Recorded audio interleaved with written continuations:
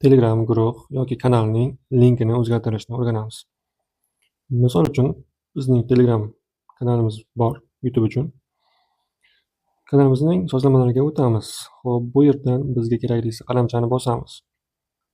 Endi bu yerdan kanal turi ommaviyga turibdi, shuni bosamiz.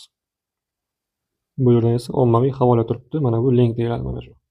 Mana shu linkni shu yerdan o'zgartiramiz. Bu kanal linki. Bizga shartlari bor linkning, havolaning.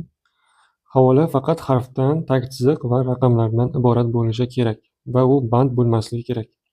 Agar band bo'lsa, mana bu yerda qizil yozuvda tekst chiqib turadi. Agar band bo'lmasa, ochiq bo'lsa, yashilda yoziladi.